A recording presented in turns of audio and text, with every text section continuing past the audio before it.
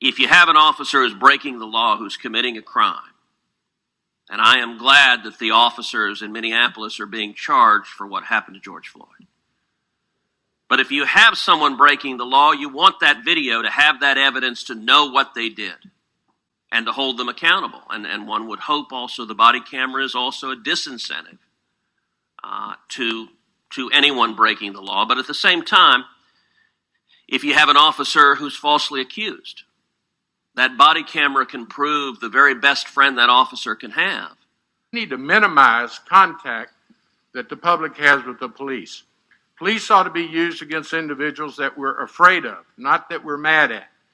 And I'm examining Class C misdemeanors, drilling down on the municipalities around this state that have the authority to pass Class C misdemeanors. We've got to quit stopping people for not using their turn signal. Sandra Bland tragedy.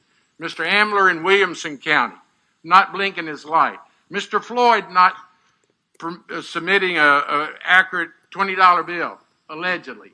If we would just minimize police contact with individuals that have perhaps gotten our attention, made us mad, save those resources for violent offenders, we could do that today. Police misconduct records. Let me compliment Chief Acevedo, a great leader here in Houston, who was the first to sign an MOU to agree to give us at the DA's office immediate access to disciplinary records.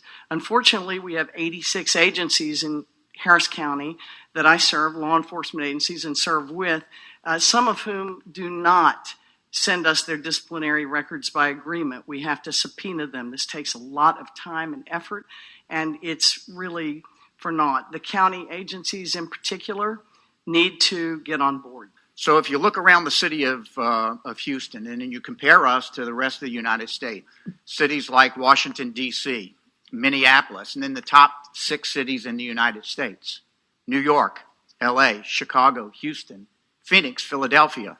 There was only one city that didn't have any issues with people burning buildings and looting, and that's the city of Houston. Houston has led the way and is exemplary, and we are doing, by and large, the right things for our communities right now. And there's a long way to go, and we have room for improvement. I know we can all agree that it's not just 8 minutes and 46 seconds. It's hundreds, if not thousands of minutes of I can't breathe. And that those systemic issues, I think we have a tremendous opportunity through legislation to address. The more arrests they make, the more federal money they receive.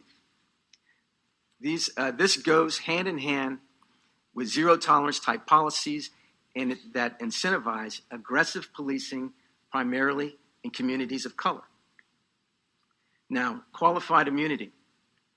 Police and other government officials should be held to the same standard as everyone else.